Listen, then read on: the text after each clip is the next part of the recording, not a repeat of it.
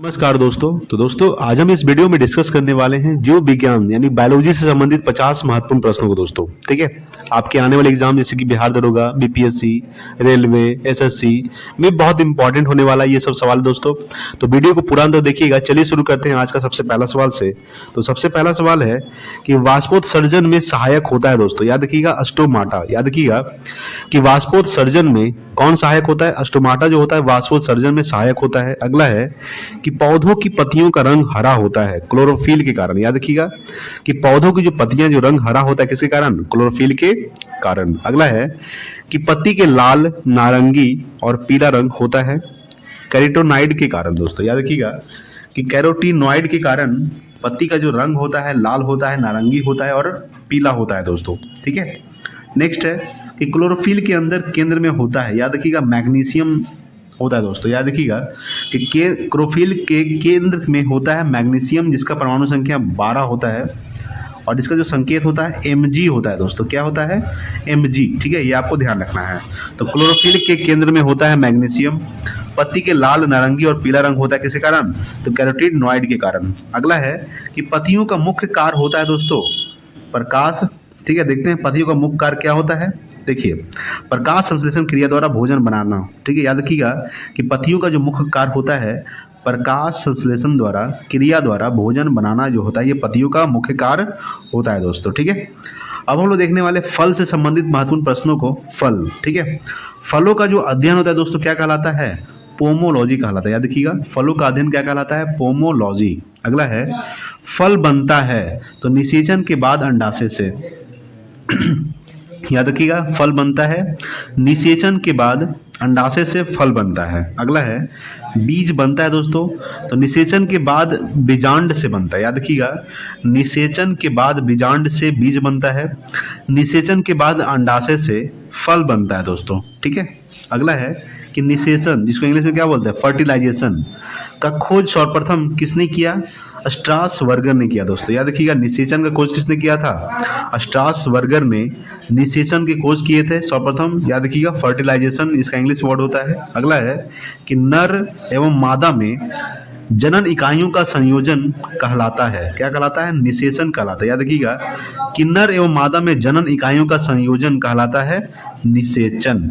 चलिए नेक्स्ट देखते हैं अगला सवाल आपके सामने दोस्तों। सबसे बड़ा बीजांड होता है, याद रखिएगा कि सबसे बड़ा बीजांड होता है साइकस में। याद रखिएगा कि साइकस में सबसे बड़ा बीजांड होता है। अगला है कि जीवित जीवाश्म है साइकस। साइकस क्या है दोस्तों? जीवित जीवाश्म है। अगला है कि जिस फल को बनाने में पुष्प का केवल अंडाशय ही भाग लेता है कहलाता है सत्य फल कहलाता है दोस्तों। याद रखिएगा कि जिस फल को बनने में पुष्प का केवल अंडाशय ही भाग लेता है कहलाता है सत्य फल। अगला है कि जिस फल को बनने में अंडाशय के अतिरिक्त पुष्प के अन्य भाग पुष्पासन, ब्राह्मदल भी भाग लेते हैं कहलाता है तो असत्य फल कहलाता है। याद रखिएगा कि सत्य फल में क्या था कि जिस फल को बनने में पुष्प का केवल अंडाशय ही भाग लेता है कहलाता है सत्य फल। जिस फल को बनने में अंडाशय के अतिरिक्त पुष्प के अन्य भाग पुष्पासन एवं ब्राह्मदल भी भाग लेते हैं कहलाता है असत्य फल कहलाता है दोस्तों। ठीक है, ये आपको ध्यान रखना है। अगला है सत्य फल कौन कौन सा है दोस्तों? देखेंगे सत्य फल के उदाहरण कौन कौन सा है, जैसे कि मटर, आम, ये सब क्या दोस्तों? ये सब सत्य फल है। ठीक है, अगर हम बात करेंगे कि असत्य फल कौन कौन सा है, सेब, नाशपाती, कटहल। एग्जाम में आपसे सवाल पूछेगा डायरेक्ट कि सत्य फल कौन कौन सा है, ऑप्शन 4 दे देगा। ठीक है, तो असत्य फल कौन कौन से हैं? सेब है, नाशपाती है, कटहल है। सत्य फल कौन कौन से दोस्तों? मटर और आम। याद रखिएगा कि सारोसिस फल हैं सहतूत, अनानास और कटहल। याद रखिएगा कि सारोसिस फल क्या क्या है? सहतूत है, अनानास है, कटहल है। अगला दोस्तों कि आम, इमली, पपीता, बेर का कौन सा भाग खाने योग्य होता है? तो मध्य फल भीति भाग। याद रखिएगा कि मध्य फल भीति भाग जो होता है, जैसे कि आम का, इमली का, पपीता, बेर का कौन सा भाग जो होता है खाने योग्य होता है? मध्य फल भीति भाग खाने योग्य होता है। अगला है कि अमरूद, अंगूर, शरीफा तथा टमाटर के खाने योग्य भाग होता है दोस्तों तो फल भीति। याद रखिएगा अमरूद, अंगूर, शरीफा तथा टमाटर के खाने योग्य भाग होता है फल भीति होता है। ठीक है दोस्तों, चलिए नेक्स्ट देखते हैं अगला कि लीची का खाने योग्य भाग होता है दोस्तों। याद रखिएगा कि लीची के खाने भाग योग्य होता है एरिल। ठीक है। यानी कि लीची का खाने का भाग कौन सा होता है? एरिल। अगला है कि नारियल का खाने भाग होता है दोस्तों भ्रूणपोष। याद रखिएगा कि नारियल का खाने योग्य भाग होता है भ्रूणपोष, लीची के खाने योग्य भाग होता है एरिल। अगला है फूल गोभी का खाने भाग योग होता है दोस्तों पुष्पक्रम। ठीक है, पुष्पक्रम जो होता है ये फूल गोभी के खाने भाग योग होता है। अगला हम लोग देखने वाले फूल।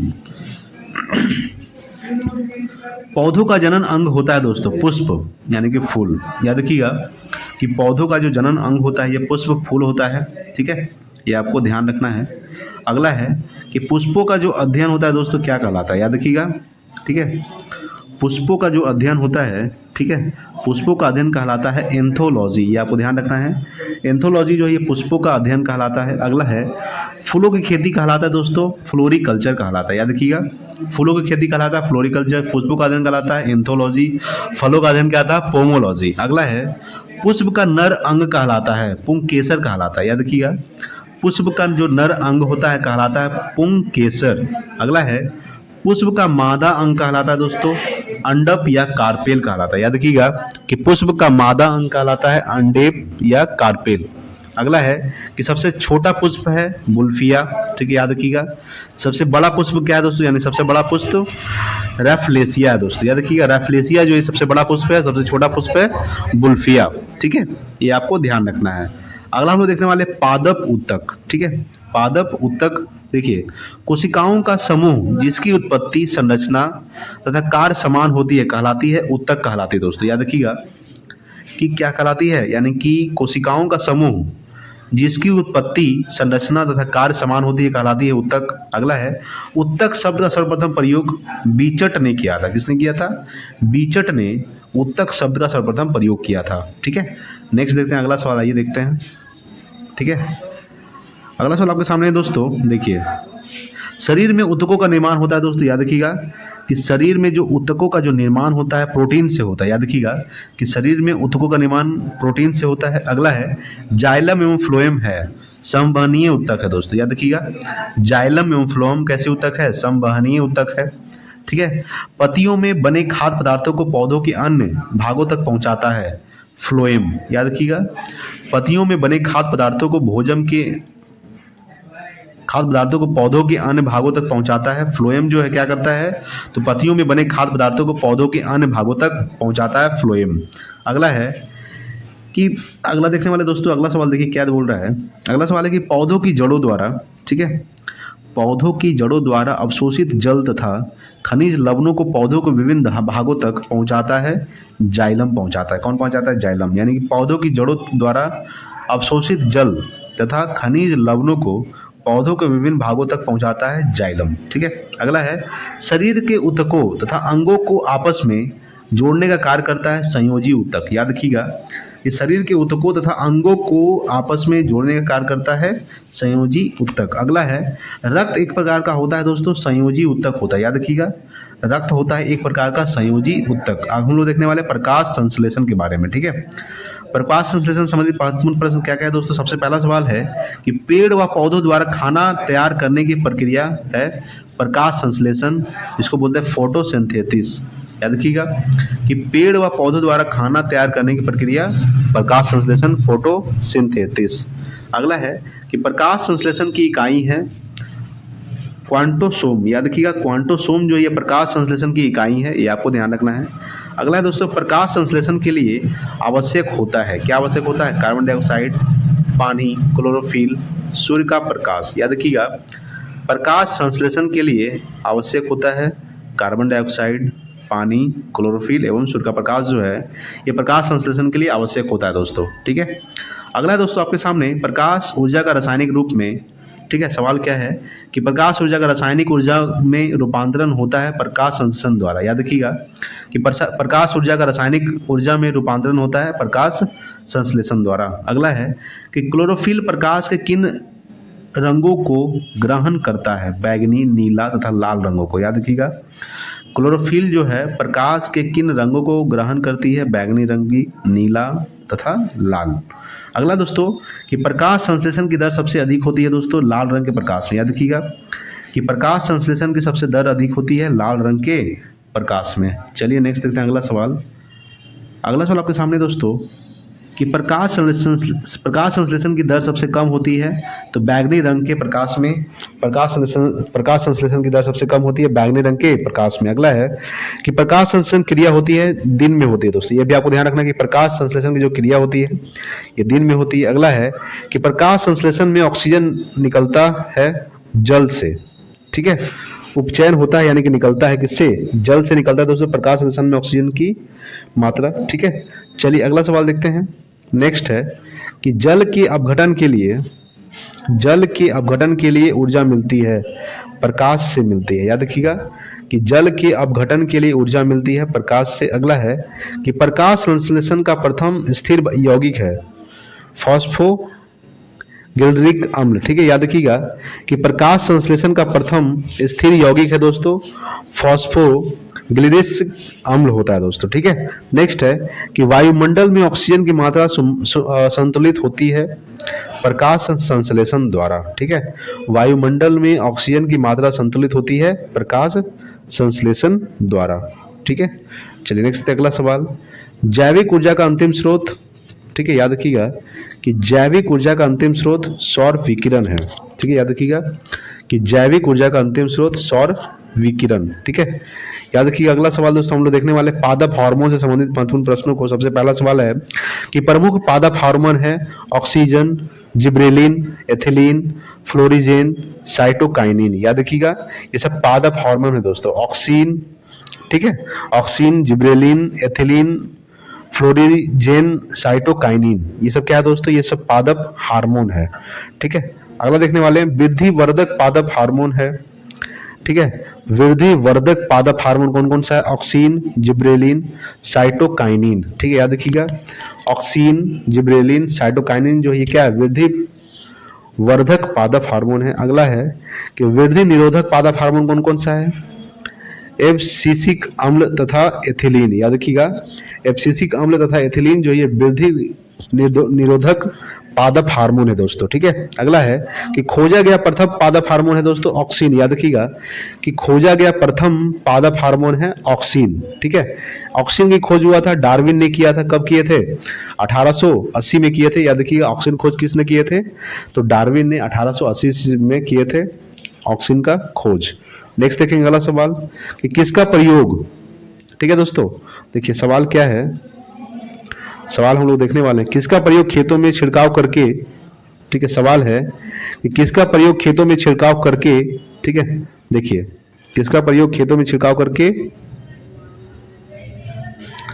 खरपतवार नष्ट करने में होता है दोस्तों, ऑक्सीन का, याद रखिएगा, ठीक है, किसका प्रयोग ऑक्सीन के रूप में खरपतवार नष्ट करने में होता है, तो ऑक्सीन, ठीक है। अगला है कि 2,4-D है एक खरपतवार नाशी है दोस्तों, याद रखिएगा कि 2,4-D क्या है, एक खरपतवार नाशी है, ये आपको ध्यान रखना है। अगला है कि गैसीय रूप में पाए जाने वाला हार्मोन एथिलीन, याद रखिएगा कि गैसीय रूप में पाए जाने वाला हार्मोन क्या है दोस्तों, एथिलीन है। अगला है कि एथिलीन की खोज हुआ था बर्ग ने किया था 1962 में किया था, याद रखिएगा बर्ग ने 1962 में एथिलीन की खोज किए थे, ये आपको ध्यान रखना है। अगला दोस्तों कि फलों को पकाने में सहायक होता है, एथिलीन जो है ये फलों को पकाने में सहायक होता है, ठीक है, ये आपको ध्यान रखना है दोस्तों, ठीक है। चलिए नेक्स्ट देखते हैं अगला सवाल। अगला सवाल आपके सामने है कि पुष्पों की संख्या की वृद्धि में सहायक होता है, याद रखिएगा कि पुष्पों की संख्या में वृद्धि में सहायक होता है दोस्तों एथिलीन, ठीक है, एथिलीन जो है ये पुष्पों की संख्या की वृद्धि में सहायक होता है। अगला है कि बौने पौधों को लंबा करने में सहायक होता है, तो जिब्रेलिन हार्मोन, ठीक है, जिब्रेलिन हार्मोन जो ये बौने पौधों को लंबा करने में सहायक होता है। अगला है कि जिब्रेलिन की खोज कारोसावा ने 1926 में किए थे, याद रखिएगा जिब्रेलिन की खोज किसने किए थे, कारोसावा ने 1926 में किए थे, ये आपको ध्यान रखना है, ठीक है। चलिए अगला सवाल देखते हैं। अगला सवाल आपके सामने दोस्तों कि कोशिका विभाजन की दर को बढ़ाने एवं विकास में सहायक होता है, याद रखिएगा कि कोशिका विभाजन की दर को बढ़ाने एवं विकास में सहायक होता है, तो साइटोकाइनिन होता है सहायक, कौन होता है, साइटोकाइनिन, ठीक है। अगला है कि साइटोकाइनिन की खोज किसने किया था, मिलर ने 1951 में किया था, याद रखिएगा मिलर ने 1951 में साइटोकाइनिन की खोज किए थे। अगला है कि फूल खिलाने वाला हार्मोन है दोस्तों फ्लोरिजेन, ठीक है, फ्लोरिजेन जो है ये फूल खिलाने वाला हार्मोन है। अगला है कि ट्राउमैटिन है डाइकार्बोक्सिलिक अम्ल दोस्तों, याद रखिएगा कि ट्राउमेटिन क्या है दोस्तों, तो डाई कार्बोक्सिलिक अम्ल है दोस्तों। ठीक है, अगला है कि पौधों के जख्मों को भरता है कौन, तो टाउमेटिन। टाउमेटिन जो है पौधों के जख्मों को भरता है, ये आपको ध्यान रखना है। ठीक है, ट्राउमेटिन, ट्राउमेटिन जो है पौधों के जख्मों को भरता है। हम लोग देखने वाले पादप रोग। ठीक है, पादप रोग सबसे पहले देखेंगे दोस्तों कि तंबाकू का मोजैक रोग होता है विषाणु से। ठीक है, तंबाकू का मोजैक रोग होता है विषाणु से। अगला है कि आलू का सैथिल रोग होता है दोस्तों जीवाणु से। ठीक है, याद रखिएगा कि आलू का सैथिल रोग जीवाणु से, तंबाकू का मोजैक रोग विषाणु से। अगला है कि गेहूं में रस्ट प्रयोग होता है कवक से। ठीक है, याद रखिएगा कि गेहूं में रस्ट प्रयोग होता है कवक से। अगला है कि गन्ना में लाल सड़न रोग होता है दोस्तों कवक से होता है। याद रखिएगा कि गन्ना में लाल सड़न रोग होता है कवक से। ठीक है, अगला है कि धान का अंगमारी रोग का कारक है जैंथोमोनास नामक जीवाणु। ठीक है, याद रखिएगा कि धान का अंगमारी रोग का कारक है जैंथोमोनास नामक जीवाणु। ठीक है, चलिए अगला सवाल देखने वाले हैं। अगला सवाल आपके सामने है कि ब्लास्ट रोग संबंधित है दोस्तों धान से। याद रखिएगा ब्लास्ट रोग संबंधित है धान से। अगला है कि हरित वाली रोग संबंधित है बाजरा से। याद रखिएगा कि हरित वाली रोग संबंधित है बाजरा से, लास्ट रोग संबंधित है धान से। अगला है कि अग्नि निर्जा रोग संबंधित है सेब से। याद रखिएगा अग्नि निर्जा रोग संबंधित है दोस्तों सेब से। अगला दोस्तों कि धान में खैरा रोग जस्ते की कमी से होता है। याद रखिएगा कि धान में खैरा रोग होता है जस्ते की कमी से होता है धान में खैरा रोग। ठीक है, अगला है कि आलू में ब्लैक हार्ट रोग होता है ऑक्सीजन की कमी के कारण। याद रखिएगा कि आलू में ब्लैक हार्ट रोग होता है ऑक्सीजन के कमी के कारण। चलिए नेक्स्ट देखेंगे अगला सवाल। अगला सवाल आपके सामने है कि बंची टॉप रोग संबंधित है दोस्तों केला से। याद रखिएगा कि बंची टॉप रोग संबंधित है केला से। टिक्का रोग संबंधित है मूंगफली से। याद रखिएगा कि टिक्का रोग संबंधित है दोस्तों मूंगफली से। अगला है कि मटर में मार्स रोग मैग्नीज की कमी से होता है। याद रखिएगा कि मटर में मार्स रोग जो होता है ये मैग्नीज की कमी से होता है। मार्स को मीथेन गैस भी बोलते हैं जिसका परमाणु संख्या CH4 होता है। ठीक है, ये आपको ध्यान में रखना है। अगला है दोस्तों कि नींबू में डाईबैक तथा लेटिल लीफ रोग होता है कॉपर के कमी के कारण होता है दोस्तों। याद रखिएगा यानी कॉपर यानी कि तांबा के कमी के कारण होता है। नींबू में डाईबैक तथा लिटिल लीफ रोग होता है दोस्तों। ठीक है, चलिए नेक्स्ट देखते हैं अगला सवाल। अगला सवाल आपके सामने है कि आम तथा बैगन में लिटिल लीफ रोग होता है तो जस्ते की कमी के कारण होता है। याद रखिएगा आम तथा बैगन में लिटिल लीफ रोग जो होता है ये जस्ते की कमी के कारण होता है। जस्ता को जिंक Zn बोलते हैं Zn। ठीक है, इसका परमाणु संख्या 30 होता है जिंक का।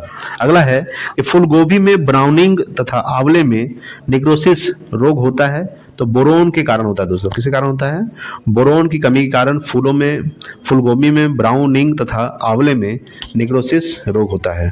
ठीक है, चलिए नेक्स्ट देखेंगे वनस्पति शास्त्र महत्वपूर्ण तथ्य।